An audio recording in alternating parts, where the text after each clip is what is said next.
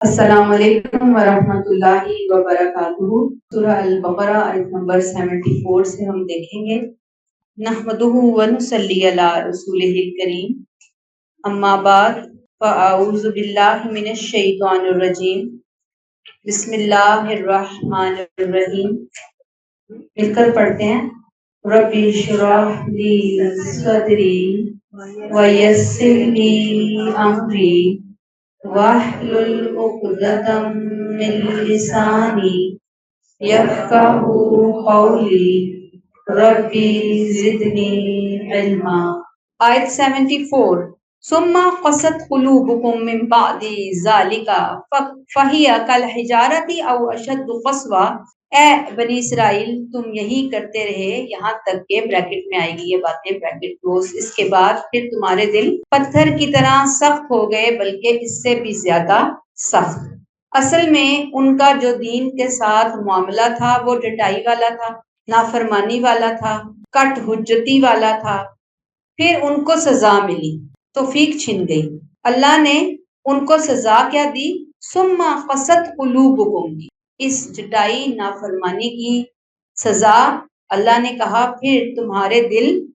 یہ ایک روحانی بیماری کا ذکر ہو رہا ہے یہاں آیت 74 میں، جس میں انسان نصیحت، عبرت یا اللہ کے کسی کلام سے متاثر نہیں ہوتا، اس سے کوئی چیز اس کے اوپر اثر نہیں کرتی، دل بند ہو جاتے ہیں، ہدایت قبول کرنے کی صلاحیت ختم ہو جاتی ہے، دل ایسا سخت ہو جاتا ہے گویا روحانی موت ہو جاتی ہے، دل مر جاتا ہے۔ ثم قست قلوبکم من بعد ذالک، اس کے بعد تمہارے دل سخت ہو گئے۔ یہاں تک بات سمجھ آ گئی؟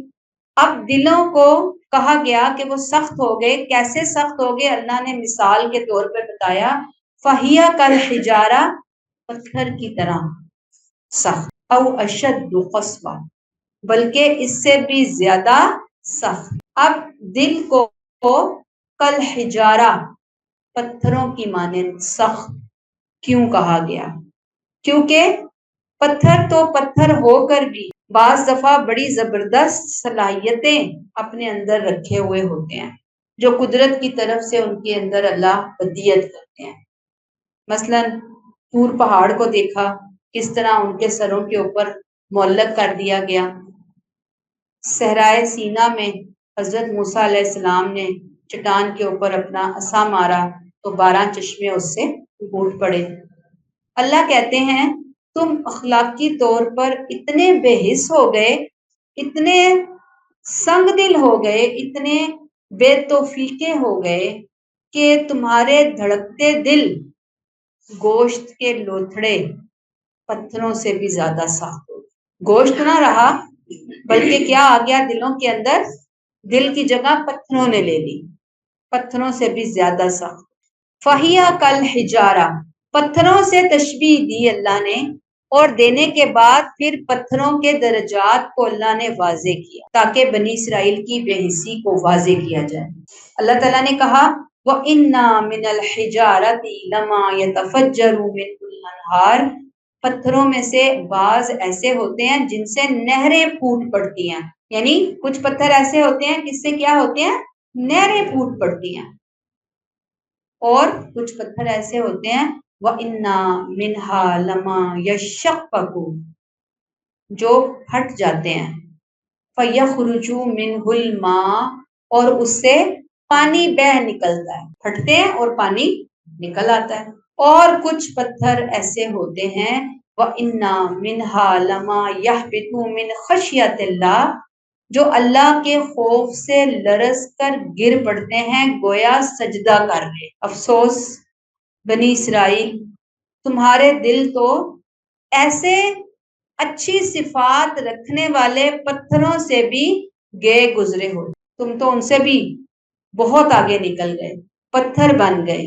نہ تمہارے دلوں سے ہدایت کی نہر نکلی، نہ آنکھوں سے آنسو نکلا، نہ تمہارا دل لرزا، تم تو پتھروں سے بھی گئے۔ پتھر میں بھی کچھ نہ کچھ زندگی ہوتی ہے، کچھ نہ کچھ اللہ کا خوف ہوتا ہے، لیکن نہ تمہیں ہدایت نے جگایا، نہ تمہیں معجزات نے جگایا، نہ تمہیں اللہ کے خوف نے جھنجھوڑا، تم کسی طریقے سے بھی سدھرنے کے لیے سمجھنے کے لیے تیار ہی نہ ہو، پتھروں سے بھی گئے گزرے۔ آخری آیت کا جو ٹکڑا ہے وَمَا اللَّهُ بِغَافِلٍ عَمَّا تَعْمَلُونَ، جو کچھ تم کرتے ہو حقیقت یہ ہے اللہ اس سے بے خبر نہیں، تمہارے کرتوتوں سے اللہ بے خبر نہیں ہے۔ اس کے سامنے اپنی پاکیزگی کے قصے نہ بیان کرو، اپنی تقوی کی کہانیاں نہ سناؤ، وہ تمہارے ظاہر کو بھی اچھی طرح جانتا ہے، وہ تمہارے باطن کو، تمہارے دلوں کو بھی جانتا ہے، وہ جانتا ہے تمہارے دلوں کے معاملات اور حالات جو کہ پتھروں سے بھی زیادہ گئے گزرے ہیں۔ اللہ معاف فرمائے۔ اب ٹیک اویز یہاں پہ ہمیں کچھ ملتے ہیں، وہ کیا ہے کہ ایسے لوگ جو بہت سارے عقل فطرت کے دلائل کو سامنے پا کر بھی حق کو نہ مانے، اللہ کی آیات کو سامنے لایا جائے، سنایا جائے، پڑھایا جائے، دکھایا جائے، لیکن ان کا دل اثر ہی قبول نہ کرے، استغفر اللہ، تو پھر اصل میں ان کے سینوں میں پتھر سے بھی زیادہ کوئی سخت چیز موجود ہے، جو بظاہر میڈیکل سائنس کے نزدیک ہے تو دل ہے، تو گوشت کا لوتھڑا، لیکن نہ اس میں خوف ہے، نہ عاجزی ہے، نہ نرمی ہے، نہ ہدایت کی طرف تڑپ ہے، نہ طلب ہے، نہ شوق ہے، نہ چاہت ہے، کچھ بھی نہیں ہے اس کے۔ دوسری چیز جو ہمیں پتہ چلتی ہے وہ یہ کہ جو زندہ دل ہوتے ہیں وہ قرآن کی باتیں سن کر لازماً اثر لیتے ہیں، کچھ نہ کچھ انہیں فرق پڑتا ہے۔ کن دلوں کو؟ زندہ دلوں کو۔ گویا جن کو نہیں فرق پڑ رہا وہ مردہ دل ہے، جن کو فرق پڑ رہا ہے وہ زندہ دل ہے۔ اب ایک انسان اگر حق کو مسلسل جھٹلاتا رہے، حق کی ناقدری کرتا رہے، حق کی ناشکری کرتا رہے، تو وہ جسمانی دل تو ہوگا لیکن روحانی نہیں ہوگا۔ یہ انسان کی بہت بری ٹریجڈی ہے، اللہ سے پناہ مانگنے کی ضرورت ہے اس کو۔ اپنے دلوں کا جائزہ لینا، ٹیسٹ لینا ہے۔ ہم میں سے ہر ایک اپنا ٹیسٹ خود کر سکتا ہے، جیسے ہم گھروں کے اندر بی پی چیک کرتے ہیں، کبھی ہم شوگر چیک کرتے ہیں، کبھی ہم بخار چیک کر رہے ہوتے ہیں، تو ہم اپنا ٹیسٹ خود کر سکتے ہیں کہ ہمارا دل ہے، ہمارا دل زندہ ہے، ہمارا دل مردہ ہے، ہمارا دل پتھر ہے، ہمارا دل نرم ہے، کیا ہے ہمارے سینے کے اندر جو ہمارا دل دنیا کی نظر میں، سائنس کی نظر میں، جیسے ابھی میں نے آپ کو بتایا کہ وہ ایک دل ہو سکتا ہے، لیکن اللہ کی نظر میں وہ کیا ہے؟ ہم نے سمجھنا یہ ہے کہ جب اللہ کی بات میرے سامنے آتی ہے، اللہ کی قرآن کا حکم میرے سامنے آتا ہے، نبی کی سنت اس کے اکارڈنگ میرے سامنے آتی ہے، تو میرے دل کی حالت کیا ہوتی ہے؟ میں ٹالتی ہوں، میں بہانے بناتی ہوں، میں اسے اگنور کرتی ہوں، میں کیا رویہ اختیار کرتی ہوں؟ یاد رکھیے کہ آج ہم میں سے ہر ایک کو، ہر مسلمان کو، ہر پڑھے لکھے انسان کو، ہر طالب علم کو، ہر ان پڑھ کو اپنی اپنی صلاحیتوں، اپنی عقل، اپنی فکر کے ساتھ قرآن سے فکر والا تعلق مضبوط بنانا ہے۔ میں نے جو آخری بات آپ کے ساتھ شیئر کی دلوں کے حوالے سے، بہت اہم بات کہ ہر پڑھے لکھے اور ہر ان پڑھ قرآن کو سمجھنا ہے اپنی اپنی صلاحیتوں کے مطابق۔ ٹھیک ہے، پڑھے لکھے اپنے انداز میں لیں گے، جو کہتے ہیں ان پڑھ ہیں تو وہ بھی لیں گے، کیسے لیں گے؟ سمجھیں گے۔ اللہ کی بات سمجھنے میں کون سا کوئی بہت زیادہ، کہتے ہیں نا کہ کوئی کاف جا کے کوئی چیز توڑ کے لانی ہے، اٹھا کے لانی ہے، آپ سمجھ سکتے ہیں جن کو اللہ نے صلاحیت دی ہوئی ہے، سمجھنا ہے۔ پھر توبہ استغفار کو اپنی روٹین کا حصہ بنانا ہے، اچھی خشوع و خضوع والی نمازوں کو اپنی روٹین کا حصہ بنانا ہے، عاجزی اور انکساری اپنے دلوں کے اندر لے کر آنی ہے، اور سب سے بڑھ کر جو دلوں کو نرم کرتی ہے، دلوں کو توڑتی ہے، دلوں کو جھنجھوڑتی ہے، دلوں کو جگاتی ہے، وہ محفلیں جہاں اللہ کی بات ہوئی، قرآن کی بات، یہ قرآن کی محفلیں، قرآن کلاسز، ان کلاسز کو جوائن کرنا دلوں کو زندہ رکھنے کا بہت ہی بڑا ذریعہ ہے، بہت اہم ذریعہ ہے۔ اپنے آپ کو کبھی بھی قرآن کلاسز سے نہ کاٹیں، بلکہ جڑ کے رہنا ہے۔ اس میں ایک حدیث صحیح آپ کے سامنے رکھوں گی، کسی نے آپ صلی اللہ علیہ وسلم سے سنگ دلی کی شکایت کی آپ نے، فرمایا کہ یتیم کے سر پر دستے شفقت پھیرا کر اور مسکین کو کھانا کھلایا کر، یعنی یہ دو کام کرو گے، ایک ایکسٹرا علاج بتایا آپ صلی اللہ علیہ وسلم، اس سے تمہارے دلوں میں نرمی آئے گی۔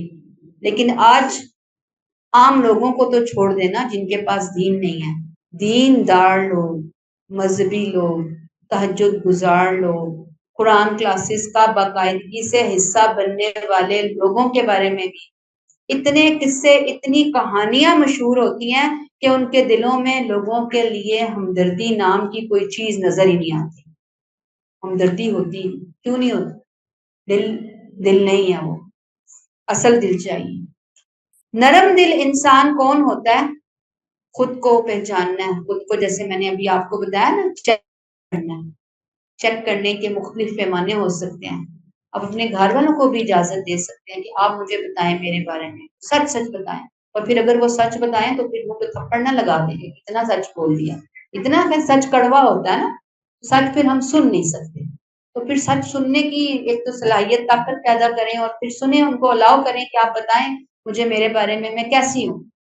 نمبر 1، نرم دل انسان حساس ہوتا ہے، کسی کا دکھ اس کو برداشت نہیں ہوتا، کسی کی آنکھ میں آنسو نہیں دیکھ سکتا، دوسرے کے لیے اپنی نیند قربان کر بیٹھتا، دل میں انتہائی بے چینی محسوس کرتا، کسی کو تکلیف نہیں دیتا، ہرٹ نہیں کرتا، خود تکلیف میں آ جاتے ہیں، دوسروں کی خاطر خود تکلیف اٹھا لیتے ہیں، خود قربانی دے دیتے ہیں، دوسروں کو تکلیف دینا گوارا نہیں ہوتا، نہ اپنے لیے، نہ دوسرے انسانوں کے لیے، اور نہ جانوروں کے۔ پھر نرم دل انسان جو اپنے لیے چاہتا ہے وہی دوسروں کے لیے بھی پسند کرتا ہے۔ پھر نرم دل انسان لوگوں کی غلطیوں کو معاف کرنے والے ہوتے ہیں، اور بہت زیادہ فساد کرنے والے نہیں ہوتے، بال کی کھال اتارنے والے نہیں ہوتے۔ جیسے میں نے ابھی آپ کو بتایا، کچھ عرصہ پہلے بھی میں نے ذکر کیا تھا کہ ایسے فیملی میں بڑے لوگ آپ کو ملیں گے تو جو بات بات پہ فساد مچانے کے لیے تیار بیٹھے ہوتے ہیں، آپ آئے کیوں نہیں، آپ گئے کیوں نہیں، آپ اٹھے کیوں نہیں، آپ بیٹھے کیوں نہیں، آپ نے یہ نہیں کیا، اللہ دین بھی ہے، دین بھی پراپر ہے۔ اللہ ایسے فسادیوں سے محفوظ رکھے اور ہمیں ویسا فسادی نہ۔ اور پھر کبھی فخر نہیں کرتے، کبھی اپنی نیکیاں گنواتے نہیں ہیں، لوگوں کی کمزوریوں پر تنقید نہیں کرتے بلکہ ان کی ہدایت کی دعا کرتے ہیں۔ وہ یہ سمجھتے ہیں کہ یہ شیطان کا شکار ہوئے ہوئے لوگ، یہ نفس کے حملے کا شکار ہوئے ہوئے لوگ ہیں، اللہ ان کو اس نفس کے چنگل اور شیطان کے چنگل سے بچا، اللہ ان کی مدد فرما۔ وہ سمجھ رہے ہوتے ہیں ان کے مرض کو، کہتے ہیں نا کسی کی نفس پہ ہاتھ رکھنا، انہیں وہ نفس شناس ہوتے ہیں، دوسروں کی خامیوں کو دیکھتے ہیں کہ اصل میں تو معاملہ کہیں اور سے گڑبڑ ہوا ہوا ہے، بندہ ہمارے سامنے ایسا ریئیکشن شو کر رہا ہے، اللہ اس کو ہدایت عطا فرما دے، اس کو شیطان کے چنگل سے نجات عطا فرما دے۔ بہت عاجز انسان ہوتا ہے نرم دل انسان۔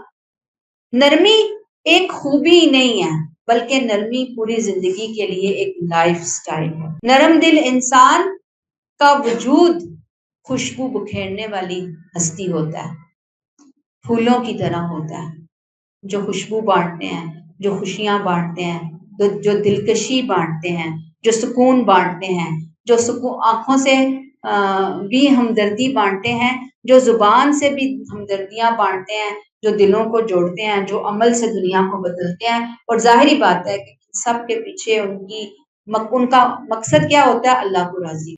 اب بعض لوگوں کے دل بہت سخت ہوتے ہیں، مفسرین نے دلوں کی سختی کی بھی علامتیں بتائی ہیں، جتنی باتیں میں نے آپ کو بتائی ان کو اٹھا کے اپوزٹ کر لیں، اس کے اپوزٹ جو ہوگا وہ سخت دل والے ہوں گے۔ لیکن بہرحال ہم مزید کچھ جانتے ہیں کہ جن کی آنکھوں میں آنسو ہی نہیں آتے، نصیحت ان کے دلوں پر اثر ہی نہیں کرتی، قرآن کی محفلوں میں ان کا دل ہی نہیں لگتا، دل اچاٹ ہوتا ہے، مصیبت سمجھ رہے ہوتے ہیں، بوجھ سمجھ رہے ہوتے ہیں، بار بار گھڑی دیکھ رہے ہوتے ہیں، کب ٹائم ہوگا، کب ٹائم ختم ہوگا، کب کلاس ختم ہوگی۔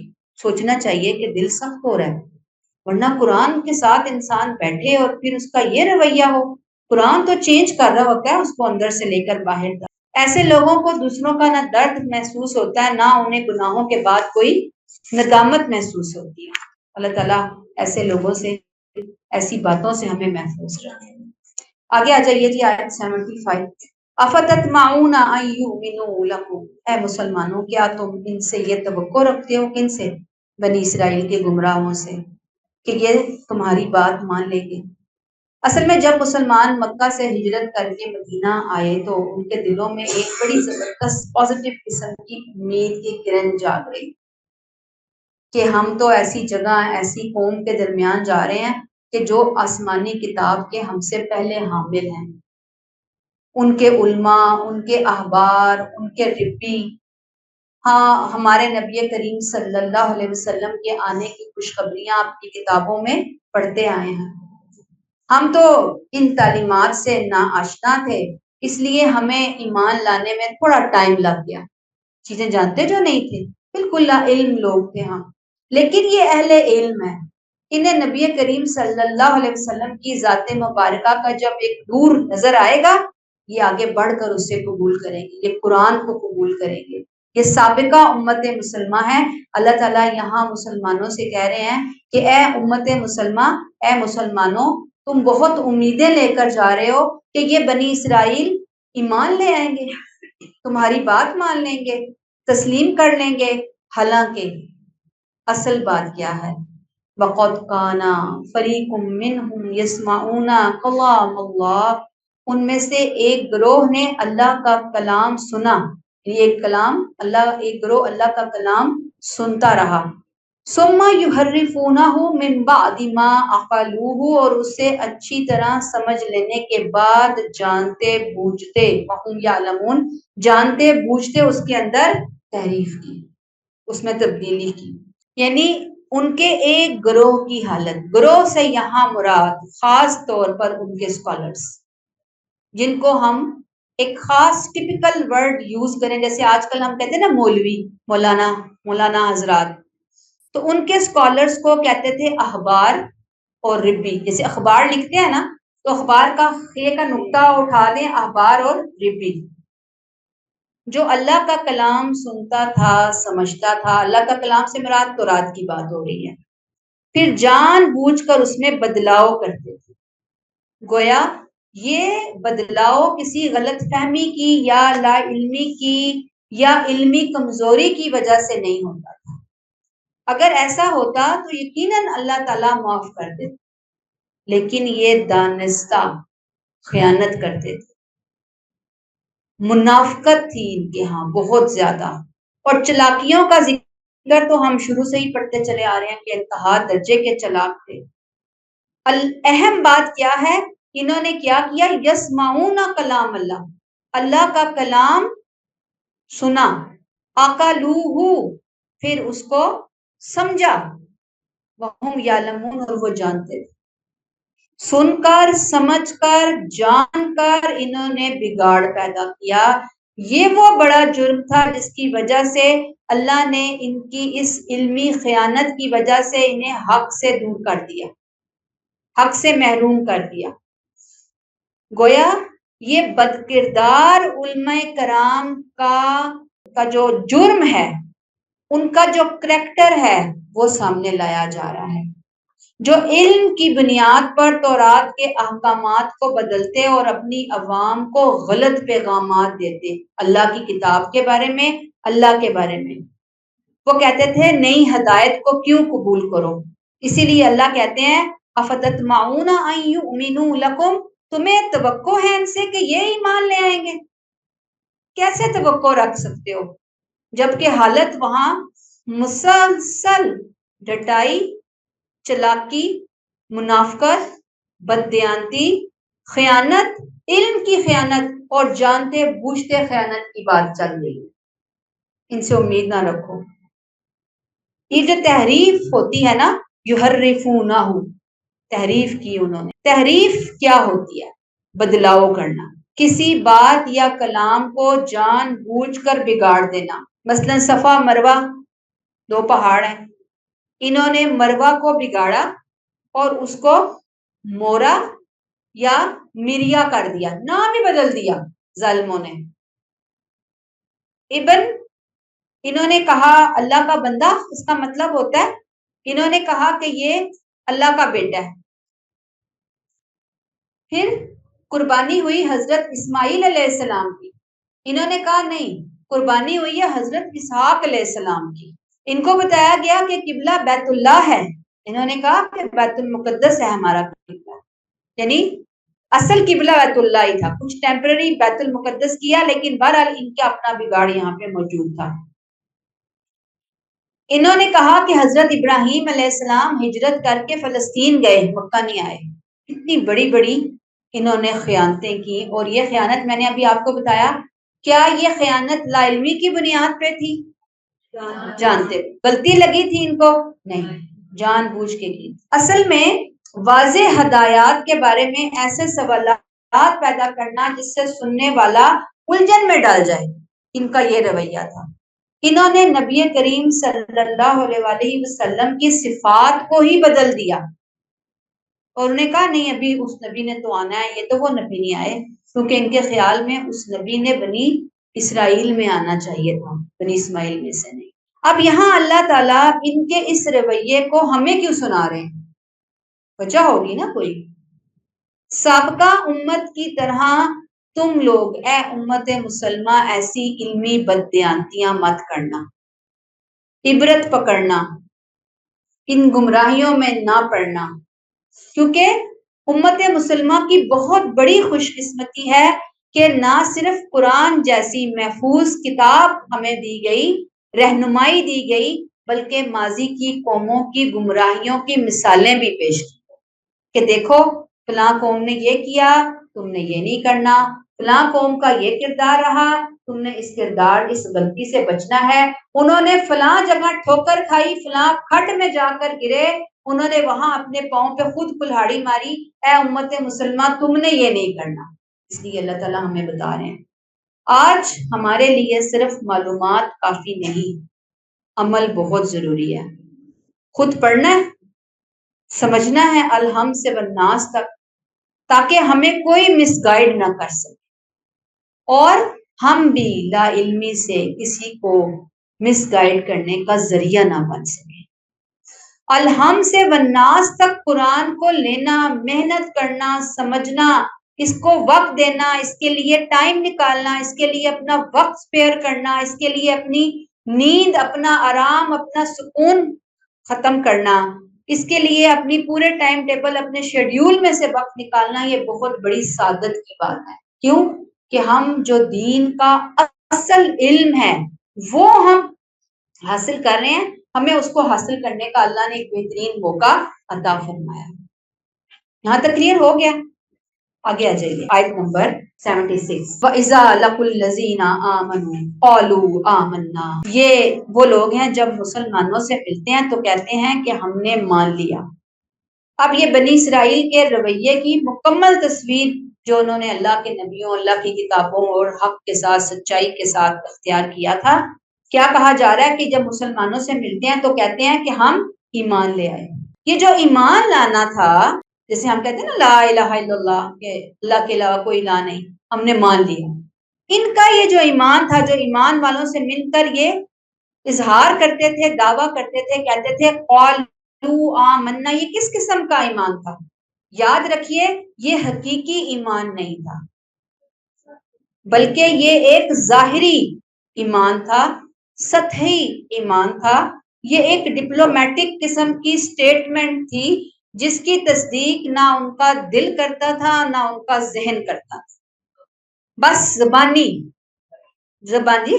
اور بعض دفعہ یہ باور کراتے تھے کہ ہم تو پہلے سے ہی مومن ہیں، یعنی جب کہتے تھے ہم ایمان لے آئے تو ان کے ذہن میں کیا ہوتا تھا، بیک آف دا مائنڈ، کہ ہم تو آلریڈی تو رات کو ماننے والے ہیں، موسیٰ علیہ السلام کو ماننے والے ہیں، ٹھیک ہے نا، ہیں ہم مومن ہیں، یعنی مسلمانوں کو شو کرتے کہ ہم مومن ہیں لیکن دھوکہ دے رہے ہوتے تھے، کیونکہ مسلمان سمجھے کہ شاید یہ ہمارے والے مومن ہیں، وہ کہتے تھے ہم اپنے والے مومن ہیں، وہ کہتے تھے بنی اسرائیل سے باہر ہم کسی نبی کو نہیں مانتے۔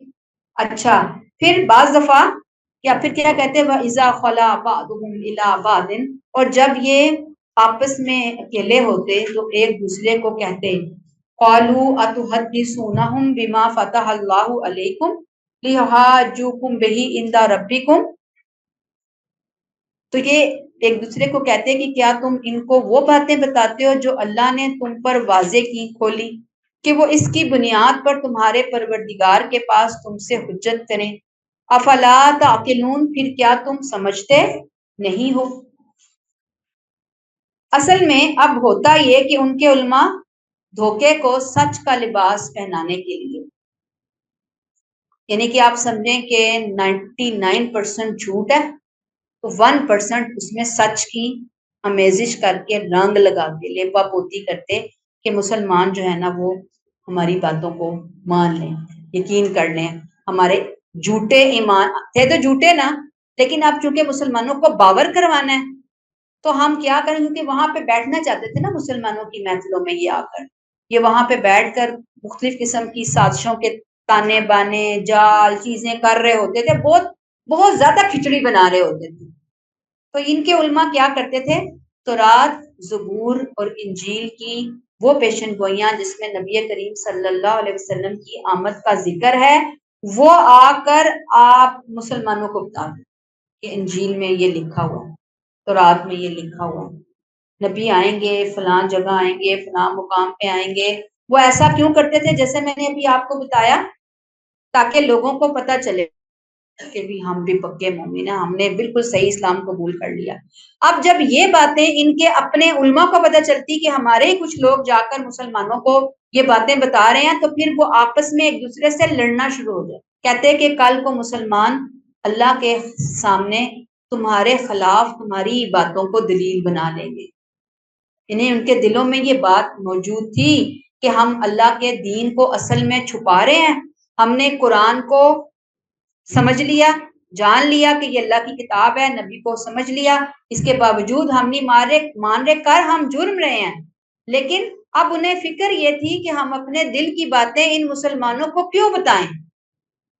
اب اگر باتیں بتائی جا رہی ہیں تو قیامت کے دن یہ باتیں ہمارے ہی خلاف گواہی کے طور پر پیش کی جائیں گی کہ بھئی ہم نے تو انہی سے سنا تھا، انہوں نے خود ہی تو ہمیں آ کے بتایا تھا، انہوں نے خود ماننے سے انکار کر دیا۔ تو یہ کہتے ہیں افلا تعقلون، پھر تم کیا سمجھتے نہیں ہو؟ اب اس میں ہم سب کے لیے پیغام کیا ہے کہ اللہ کا دیا ہوا علم اگر ضد کی وجہ سے، کسی ذاتی مفاد کی وجہ سے، کسی حسد کی وجہ سے چھپایا جائے تو یہ بہت بڑی علمی خیانت ہے، اس علمی خیانت سے بچنا ہے، بلکہ علمی دیانت کو اختیار کرنا ہے۔ یہودی علماء علم رکھتے تھے لیکن ان کی نیت خراب تھی، اس لیے وہ علم ان کی ہدایت کا ذریعہ نہیں بنا بلکہ ان کے لیے وبال جان بن گیا۔ یہودی علماء کا ہی یہاں پہ ذکر ہو رہا ہے، یہ بات کلیئر ہوئی ہے؟ کیوں میں آپ کو بار بار یہاں پہ پوائنٹ آؤٹ کر رہی ہوں یہودی علماء یہودی علماء؟ آگے چل کے ہم ان کی عوام کی باتیں بھی پڑھیں گے، ٹھیک ہے نا؟ یہ عوام کا کیا حال تھا اور ان کے اسکالرس کا کیا حال تھا۔ اب اسکالرس کو پتہ ہوتے ہوئے جانتے بوجھتے ہر چیز چھپا رہے تھے، کچھ ان میں سے جا کر باتیں بتا دیتے، کھولتے مسلمانوں کو اپنے ایمان کا یقین دلانے، واپس آتے محفلوں میں لڑائی ہو جاتی کہ یہ کیا تم کر رہے ہو، تمہیں عقل نہیں ہے۔ آیت نمبر 77 اللہ تعالیٰ نے فرمایا اولا یعلمون ان اللہ یعلم ما یسرون وما یعلنون، کیا یہ نہیں جانتے؟ کون؟ بنی اسرائیل کے یہ علماء، جو کچھ یہ چھپاتے ہیں اور جو کچھ یہ ظاہر کرتے ہیں، اللہ ان سب باتوں سے باخبر ہے۔ اولا یعلمون، آیت کا آغاز ہوا اولا سے۔ اولا سوالیہ انداز ہے، سوالیہ جملہ ہے۔ یہ جب جملہ آتا ہے اس انداز کو اختیار کیا جاتا ہے تو یہ اصل میں شرم دلانے کے لیے وارننگ ہوتی ہے، عقل کو جھنجھوڑنے والا انداز ہوتا ہے، گویا تمہارے دھوکے، تمہاری چلاکیاں، تمہاری نیتیں سب اللہ کے سامنے واضح ہیں۔ اولا یعلمون، کیا وہ نہیں جانتے؟ کیا نہیں جانتے؟ کہ اللہ جانتا ہے، ان اللہ یعلم، اللہ جانتا ہے، کیا جانتا ہے؟ ما یسرون، جو وہ چھپا رہے ہیں، وما یعلنون، اور جو وہ ظاہر کر رہے ہیں۔ اپنی چلاکیوں کی آڑ میں وہ اللہ کو ہی بھول گئے، اللہ کے علم کو بھول گئے، اس کے سمیع ہونے کو بھول گئے، اس کے العلیم ہونے کو بھول گئے، سب کچھ بلا کے بیٹھ گئے۔ کس قدر غلط بات ہے، اللہ کو اتنا کمزور سمجھ لیا انہوں نے۔ اصل میں یہ جو یسرون ہے نا، یہ جو چھپا رہے تھے، چھپا کیا رہے تھے؟ دل میں کفر کو چھپایا ہوا تھا انہوں نے، نفاق کو چھپایا ہوا تھا، نفاق کو، حسد کو چھپایا ہوا تھا. اور یولی نون کیا تھا؟ ظاہری دینداری کا ڈھونگ، گیٹ اپ، ظاہری نیکی، یہ جو ہے وہ اختیار کر کے بیٹھے تھے. ان احمقوں نے مسلمانوں کے سامنے تو اپنے آپ کو دھوکے کے لباس میں چھپا لیا ہے، لیکن اللہ سے کیسے چھپائیں گے؟ کیا تدبیر سوچی ہے؟ وہ اللہ جو ظاہر میں بھی ہے، وہ اللہ جو باطن میں بھی ہے. اب ہم سب کے لیے ٹیک اویز کیا ہیں یہاں سے؟ کہ ہمیں بھی اپنے ظاہر اور باطن کو ایک جیسا بنانا ہے، ورنہ اللہ کی پکڑ بہت سخت ہے. ہم دنیا والوں کے سامنے کچھ اور، پیچھے سے کچھ اور نہیں، ایک جیسا اللہ کی خاطر. دوسری بات، حق کو جان بوجھ کر چھپانا نعوذ باللہ اللہ کو کمزور سمجھنے کے برابر ہے. یہ بہت بڑا جرم ہے، یہ جرم ناقابل معافی ہے. اور پھر آخری لیسن جو ہے وہ یہ کہ خاندانی زندگی میں ہم ایسی بہت سی غلطیاں کر رہے ہوتے ہیں کہ ہم ہر حال میں اپنی ہر بات کو صحیح سمجھتے ہیں اور ہم دوسروں کو ہمیشہ غلط سمجھ رہے ہوتے ہیں، اور کبھی ہم اپنی غلطی ماننے کے لیے تیار نہیں ہوتے اور حق کو چھپا رہے ہوتے ہیں، حق کو دبا رہے ہوتے ہیں. یہ بہت بڑے جرائم میں سے ہوتے ہیں، جرم ہوتا ہے. تو اس سے بھی بچنے کی ضرورت ہے. آگے آ جائیے، آیت نمبر 78. اللہ تعالیٰ نے فرمایا وَمِنْهُمْ أُمِّيُّونَ، اور ان میں بن پڑھے عامی بھی ہیں، لا يعلمون الکتاب، جو اللہ کی کتاب کا علم نہیں رکھتے. یہ امی کی امیون، امی کی جمع، جو پڑھنا لکھنا نہیں جانتے. گویا کسی اسکول، کالج، مدرسہ، یونیورسٹی نہیں گئے. یہاں یہود کے عام ان پڑھ عوام کی بات شروع ہو گئی. میں نے اب بتایا پیچھے اسکالرس کی بات ہو رہی ہے، اب ان کے عام عوام کی، پبلک کی بات ہو رہی. آیت 75 ہم نے جو پڑھی، ہم نے وہاں پہ ان کے ایک فریق کی بات پڑھی کہ ان پڑھ لکھے پڑھے جو لوگ ہیں، وہ علماء، وہ لوگوں کو دھوکہ دیتے ہیں اللہ کے کلام کے اندر بدلاؤ کر کے، مسلمانوں کو دھوکہ دیتے ہیں، اپنی عوام کو دھوکہ دیتے ہیں. یعنی ان کے اسکالرس کی ہم نے بات پڑھی. اب آیت 78 میں عوام الناس کا ذکر کہ مسلمانوں کو ان کے یہودی عوام سے بھی حق کی قبولیت کی امیدیں نہیں لگانی چاہیے. ان کے عوام بھی نہیں مانیں گے. کیوں نہیں مانیں گے؟ کیونکہ یہ عوام بھی گمراہی میں مبتلا ہے. ان کی وَمِنْهُمْ أُمِّيُّونَ، ان میں بن پڑھے عامی بھی ہیں، ان پڑھ لوگ بھی ہیں. ان کی فکری بیماری کیا ہے؟ لا يعلمون الکتاب الا امانیہ، اللہ کی کتاب کو صرف اپنی آرزوؤں کا ایک مجموعہ سمجھتے ہیں، اور صرف وَإِنْهُمْ إِلَّا يَظُنُّونَ، اور اپنے گمان ہی پر چلتے ہیں. یہ بڑی ہی سخت بات ہے اور سمجھنے والی بات. ان کا علم اپنے علماء کی سنی سنائی باتوں پر مبنی ہے، اپنے جی سے، اپنی خواہش سے گھڑ کر انہوں نے دین بنا لیا. اصلاً تو رات کا علم عوام کے پاس نہیں ہے. کیا میں نے لفظ بولا جملہ کہ تو رات کا علم عوام کے پاس نہیں ہے، جتنا دین ان کے پاس ہے، جو ان کے علماء نے جھوٹی سچی باتیں ان کو بتائیں، انہوں نے اپنی خواہشات سے گھڑیں، انہوں نے اپنے جی سے بنائیں. ان کا علم صرف اتنا ہے. اللہ کہتے ہیں لا یعلمون الکتاب، کتاب کا علم نہیں رکھتے وہ. الا امانیہ، صرف امانیہ ہے ان کی زندگی میں. امانیہ کو سمجھیے، جھوٹی امیدیں، بے بنیاد امیدیں، وشفل تھنکنگ. کتاب کا علم تو ہے نہیں، لا یعلمون الکتاب. بس وہ جو لیے لیے پھر رہے ہیں، جس کے اوپر وہ بہت فخر کا شکار ہے، وہ کیا ہے؟ امانیہ. گویا خوابوں کی جنت میں رہنے والے احمق، امانیہ احمق لوگ. ان کی امانیہ کیا تھی؟ امانیہ ان کی خواہشات ان کی تمنائیں، ان کی آرزویں، جیسے ہم کہتے ہیں نا کہ شیخ چلی کے خواب، بلی کے خواب میں چھچھڑے، وہ کیا تھی؟ اللہ نے کہا کتاب کا علم تو نہیں ہے، امانیہ بہت ہے ان کے پاس۔ وہ کیا تھی؟ نمبر 1، وہ کہتے تھے دوزخ کی آگ ہمیں نہیں چھوئے گی، اور اگر ہم گئے بھی تو گنتی کے چند دن جائیں گے۔ اور پھر انہوں نے کچھ ڈیز بھی مقرر کیے تھے کہ شاید 8 دن، شاید زیادہ سے زیادہ مہینہ 40 دن، بس اس سے زیادہ ہم جہنم میں نہیں جائیں گے۔ پھر کہتے تھے ہم اللہ کے محبوب بیٹے ہیں، جنت کے وارث ہم، صرف جنت میں ہم جائیں گے۔ یہود کہتے تھے جنت میں ہم جائیں گے، عیسائی کہتے تھے جنت میں ہم جائیں گے، کہتے تھے اعمال کچھ بھی ہوں نجات ہماری پکی ہے۔ پھر جتنی یہ باتیں کرتے تھے علم کے بغیر، وحی کے بغیر، کہیں کچھ نہیں لکھا ہوا تھا، کہیں اللہ نے گارنٹی نہیں دی، کہیں اللہ نے سرٹیفکیٹ نہیں دیا، کہیں اللہ نے دلیل نہیں دی ان کو۔ ان کا علم کیا تھا؟ وَإِنْهُمْ، ایک تو اللہ امانیہ تھا، دوسرا وَإِنْهُمْ إِلَّا يَظُنُّونَ، اپنے گمانوں پر چلتے تھے، گمان کر رہے تھے، بس کوئی یقینی علم نہیں تھا، بے بنیاد گمان تھا۔ بہت اہم پیغام ہے ہم سب کے لیے، انہوں نے کتاب سے کوئی تعلیم حاصل نہیں کی، کتاب سے مراد تورات۔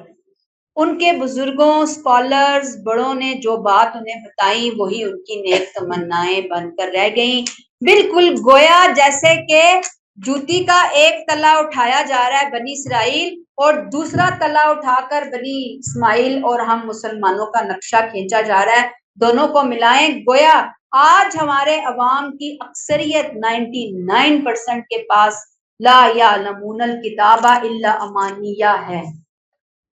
اس کو آپ مانیں گے، ایگری کریں گے؟ وش فل تھنکنگ بہت زیادہ ہے ہمارے پاس، اور ہماری امانیہ کیا ہے کہ ہم مسلمان گھرانوں میں پیدا ہو گئے، ہماری مرضی، ہم جو جی چاہیں کریں، ہم مادر پدر آزاد ہیں، جنت ہماری ہے، خواہ ہمارے اعمال کیسے ہی برے کیوں نہ ہوئے، چونکہ ہم نبی کے امتی ہیں لہٰذا آپ صلی اللہ علیہ وسلم ہمیں بخشوا لیں۔ پھر اندھی تقلید، سنی سنائی باتیں، دین کتنا ہے ہمارے پاس؟ سنا سنایا، امی نے یہ بتایا، پھپھو نے یہ بتایا، دادی یہ کر گئی، معاشرے میں یہ ہوتا ہے، ٹیچر سے یہ سنا تھا، خالہ جی نے یہ بتایا تھا، فلاں سے یہ بات ہم نے بس سنی تھی، خود نہیں تھی پڑھی۔ کیوں نہیں علم حاصل کیا؟ لا یعلمون الکتاب الا امانیہ۔ ان کے عوام اور ہم میں کیا فرق ہے بتائیں گے آپ؟ یہاں آرگیو کیجئے مجھ سے بے شک۔ دین ہم سیکھنا ہماری ذمہ داری ہے، اسی لیے دین کا علم سیکھنا اللہ نے ہر مرد عورت کے اوپر لازم فرض قرار دیا، فرض ہے، فرض۔ یہ جو آپ قرآن سیکھ رہے ہیں نا، یہ کوئی آپشنل نہیں ہے، ہم سیکھ اسی خیال سے رہے ہیں، اسی انداز سے رہے ہیں، آپشنل ہے، سیکھا سیکھا نہ سیکھا نہ سیکھا، کوئی لیسن سنا سنا نہ سنا نہ سنا، یہ فرض ہے ہمارے لیے۔ کون کہتا ہے یہ نفل ہے؟ کون کہتا ہے کہ یہ آپشنل ہے؟ جو کہہ رہے ہیں وہ امانیہ والی زندگی کے اندر ہے، یہ تو فرض ہے، یہ تو لینا ہے، ہم نے لینا ہے، اپنے بچوں کو سکھانا ہے، ہم نے اپنے معاشرے کے اندر دینا ہے۔ کس طرح ہم چھوڑ سکتے ہیں قرآن کو سیکھے بغیر؟ کوئی نہیں سکتا۔ نبی کریم صلی اللہ علیہ وسلم نے فرمایا طلب العلم فریضۃ علی کل مسلم، ہر مسلمان کے اوپر طلب علم جو ہے وہ فرض ہے۔ ہم کہتے ہیں کہ ہمارے پاس پہلی بات تو یہ ٹائم ہی کوئی نہیں ہے، ہم بری ذمہ، پھر وہ ٹائم کدھر سے نکال کے لائیں گے؟ نہیں ہے ٹائم۔ پھر ہم کہتے ہیں سیکھیں گے تو عمل کرنا پڑے گا لہٰذا سیکھو ہی نہ، یہ ایک اور بہانہ ہم نے بنا لیا نہ سیکھنے کا۔ پھر زبان سے آیتیں تلاوت کرتے ہیں، ہم سمجھتے ہیں کافی ہے، اس کو عمل میں لانے کی ضرورت نہیں ہے۔ تلاوت قرآن بے شک ثواب کا ذریعہ ہے، لیکن سمجھنا نجات کا ذریعہ ہے۔ تلاوت ثواب کا ذریعہ ہے، سمجھنا نجات کا ذریعہ ہے۔ ہم نے تلاوت کو نجات کا ذریعہ بنا لیا، کیسے بھائی؟ کیسے نجات ہوگی؟ ہمیں تو اس پیغام کو خود بھی لینا ہے، ہضم کرنا ہے، پینا ہے، عمل کا حصہ بنانا ہے، اپنے بچوں، اپنے ارد گرد کے ماحول، اپنے معاشرے کے اندر لوگوں کو یہ بات بتانی۔ پھر دیکھیں امی کن کو کہا گیا؟ لا یعلمون الکتاب، جن کے پاس کتاب کا علم نہیں ہے، ایسے ہی کہا گیا نا۔ ہم ان پڑھ کہتے ہیں کن کو؟ جن کے پاس ڈگری نہیں ہوتی ہے نا، جن کے پاس سرٹیفکیٹ نہیں ہوتا، جنہوں نے میٹرک کا امتحان نہیں دیا، جنہوں نے انٹر نہیں دیا، ہم کہتے ہیں ان پڑھ ہیں، جاہل ہیں، پڑھے لکھے نہیں ہیں۔ اللہ کن کو ان پڑھ کہہ رہے ہیں؟ لا یعلمون الکتاب، دنیا کی بڑی بڑی ڈگریاں لے لیں، آپ ڈاکٹریٹ کر لیں، اللہ کی نظر میں جس کے پاس کتاب کا علم نہیں ہے، لا یعلمون الکتاب ومنہم امیون، یہ لوگ جو ہیں وہ امی ہیں اللہ کی نظر میں، کتاب کا علم نہ رکھنے والے لوگ۔ ہم پڑھ لکھ کر قرآن کی سمجھ سے محروم، امی ہونے میں ہم میں اور ان میں کوئی فرق نہیں ہے۔ ہماری وشفل تھنکنگ مسلمان گھرانوں میں پیدا ہو گئے، اللہ غفور الرحیم ہے، بخش دے گا، صرف وظیفے کر لیں چند بخشے جائیں گے، بس یہ چند جملے ہم نے اٹھائے ہوئے ہیں اور اسی کے اوپر ہماری زندگی گزر رہی ہے۔ اور یہودی جو ہیں اپنے بڑوں کی باتوں کو دین بنا کر بیٹھے ہوئے تھے، آج ہم نے قرآن کو چھوڑ کر سائڈ پہ رکھ دیا ہے۔ ہم بھی اپنے بڑوں کی باتیں سنتے ہیں، بزرگوں کے قصے سنتے ہیں، ہم اشش کرتے ہیں، واہ واہ کرتے ہیں، پھر قرآن نہیں سمجھتے۔ کہ ایک دفعہ گزر جاؤ پھر سمجھ آ جائے گا کہ کون بزرگ قرآن کے اکارڈنگ قصے سنا رہا ہے اور کون قرآن کے باہر جا کر قصے سنا رہا ہے، ہمیں ساری باتیں سمجھ آ رہی۔ قرآن کے صحیح علم کے بغیر، سمجھے بغیر جنت کی امید ایک گمان ہے بس، اور اس کے علاوہ کچھ۔ اللہ میں اپنے گمانوں کو اور اپنے معاملات کو صحیح کرنے کی توفیق عطا فرمائے۔ آخری آیت، فَوَيْلٌ لِّلَّذِينَ يَكْتُبُونَ الْكِتَابَ بِأَيْدِيهِمْ، اللہ فرماتے ہیں، اب یہ ان کے علماء سے خطاب آ گیا، پس تباہی اور ہلاکت ہے ان لوگوں کے لیے جو اپنے ہاتھوں سے شریعت تصنیف کرتے ہیں، فتوے لکھتے ہیں۔ یہ آیت 79 آپ پڑھیں گے، 3 بار اللہ نے فویلن کا لفظ لایا ہے، ہلاکت ہے، تباہی ہے۔ کیوں؟ کہ یہ جھوٹ گھڑ گھڑ کے اللہ سے منسوب کر رہے اور اس کے بدلے دنیاوی فائدے حاصل کرنے کا سنگین جرم کر رہے تھے۔ اللہ کہتے ہیں کیوں ہلاکت ہے؟ تباہی ہے ان کے لیے، بربادی ہے، ختم ہو جائیں، برباد ہو جائیں یہ۔ کیوں؟ یکتبون الکتاب بایدیہم، خود الکتاب، کتاب کا لفظ قرآن میں کبھی اللہ کی نازل کردہ کتاب کے لیے آتا ہے، یعنی تورات، زبور، انجیل اور قرآن کے لیے، اور کبھی شریعت کے مجموعی احکام کے لیے آتا ہے، مثلاً فتوے بیچتے، معافی نامے جاری کرتے، دنیا کماتے اور اپنی طرف سے باتیں کرتے اور کہتے کہ یہ اللہ کا حکم ہے، اللہ نے یہ کہا، اللہ نے وہ بتایا۔ ان تمام باتوں کے پیچھے یہ جو فتوے گھڑ گھڑ کے دیتے تھے، اللہ کی کتاب کو وہ خود آیتیں لکھتے، گھڑتے، بتاتے یہ اللہ کا حکم ہے، مقصد کیا ہوتا تھا؟ شہرت، پیسہ، عقیدت، عوامی مقبولیت، عوام میں چھا جائیں، اللہ کا دین پہنچا دیں۔ یہ نہیں ہوتا تھا اللہ کا دین پہنچا دیں، سیاسی اثر و رسوخ بڑھ جائے ہمارا۔ جو جتنا بڑا جھوٹا فتویٰ باز ہوتا تھا اتنا ہی زیادہ مشہور ہوتا تھا، اتنے ہی عوام آگے پیچھے۔ عوام کو تو یہی چاہیے نا، عوام کو تو اس طرح کے شارٹ کٹس فتوے چاہیے کہ جس سے وہ چور دروازے نکالیں اور وہ اپنی پسند کی زندگی گزاریں، حلال کی پرواہ نہ حرام کی پرواہ، نہ دیکھنا ہے کیا وائٹ ہے، نہ دیکھنا ہے کیا بلیک ہے، نہ دیکھنا ہے کیا گرے ہے، بس چلو چل چلو چل۔ انہوں نے عوام کو خوش کرنے کا طریقہ پکڑ لیا تھا، جیسے ہر قوم کے سامری ہوتے ہیں تو ان کے علماء بھی سامری بنے ہوئے تھے اپنی قوم کے لیے۔ پوری آیت پڑھیے اور ترجمہ کیجئے۔ اللہ کہتے ہیں فَوَيْلٌ لِّلَّذِينَ يَكْتُبُونَ الْكِتَابَ بِأَيْدِيهِمْ، ہلاکت ہے، تباہی ہے ان لوگوں کے لیے جو شریعت اپنے ہاتھوں سے لکھتے ہیں، ثُمَّ يَقُولُونَ هَٰذَا مِنْ عِندِ اللَّهِ، پھر کہتے ہیں کہ یہ اللہ کی طرف سے ہے، لِيَشْتَرُوا بِهِ ثَمَنًا قَلِيلًا، تاکہ اس کے بدلے وہ تھوڑی قیمت حاصل کر سکیں، تھوڑی قیمت حاصل کر سکے۔ یہی جو بھی میں نے آپ کو بتایا، دین فروشی کے بدلے عوام کے اندر مقبولیت ہے، پیسہ ہے، اثر و رسوخ ہے، عقیدتیں ہیں، شہرتیں ہیں، جو کچھ بھی حاصل کریں۔ اللہ فرماتے ہیں فَوَيْلٌ لَّهُم مِّمَّا كَتَبَتْ أَيْدِيهِمْ، سو تباہی ہے ان کے لیے اس چیز کی وجہ سے جو ان کے ہاتھوں نے لکھی، وَوَيْلٌ لَّهُم مِّمَّا يَكْسِبُونَ، اور تباہی ہے ان کے لیے اس چیز کی وجہ سے جو وہ کماتے ہیں۔ جنرل، ہاں کیونکہ ابھی فی الحال مخاطب وہ ہیں، باقیوں کو بھی اصل بات وہی آتی ہے کہ جنہوں نے چیزیں بدلی ہیں، اللہ تعالیٰ مین جو اس وقت کے کردار تھے نا، وہ زیادہ دین فروشی کر رہے تھے، باقی بھی کر رہے تھے، سارے ہی کہتے ہیں ایک حمام میں سارے ہی ننگے تھے، کوئی بھی وہاں پہ پاک نہیں تھا، دودھ کا دھلا ہوا نہیں تھا۔ 3 بار تباہی اور ہلاکت فرمائی گئی ان پر، دین فروشی پر۔ پہلی، دین میں تبدیلی، ہلاکت ہے، جھوٹ گڑا، دین میں ہلاکت ہے، پھر جھوٹ سے حاصل کردہ مال، فائدے حاصل کیے، اس کے اوپر ہلاکت۔ اللہ ایسی ہلاکتوں سے بچائے، اللہ ایسے رویے سے بچائے۔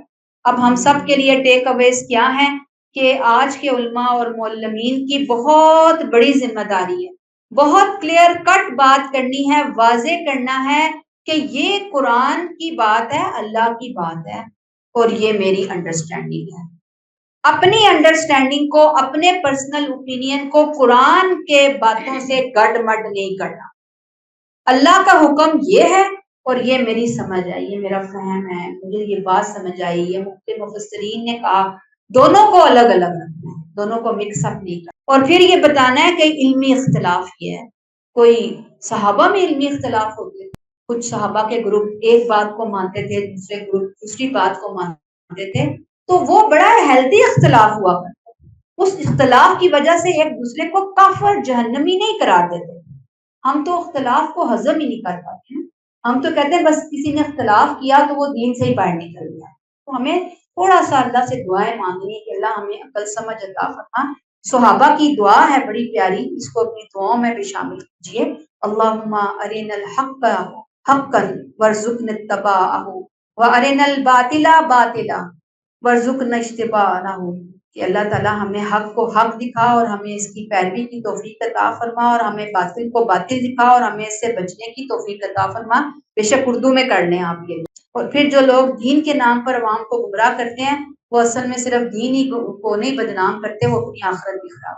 اور پھر دین کو کبھی عقیدت کے لیے نہیں لیں، دنیاوی مفادات کے لیے نہیں لیں، شہرت کے لیے نہیں لیں، ذاتی غرض ذاتی فائدوں کے لیے نہیں لیں۔ مراد دین لینے سے مراد یہ کہ کوئی دین، اگر استاد ہے، کوئی ٹیچر ہے، کوئی اسکالر ہے، اس لیے وہ دین سیکھے، پڑھے اور پڑھائے کہ مجھے لوگوں سے یہ فائدے حاصل ہوں۔ یقین کیجئے اگر کوئی ایک 10 روپے بھی کسی سے امید رکھ کر رہا ہے نا، وہ اپنا سارا اجر ضائع کرنے والا ہے۔ اللہ ہمیں سمجھ بوجھ عطا فرمائے کہ جو جس کے لیے چیز سیکھنی ہے، کرنی ہے، ہم ویسے ہی سیکھیں اور ویسے ہی عمل پھیلائیں۔ یہاں پہ ہم اپنی بات کو ختم کرتے ہیں۔ سبحانک اللہم و بحمدک، نشہد ان لا الہ الا انت، نستغفرک و نتوب الیک۔ السلام علیکم و رحمۃ اللہ وبرکاتہ۔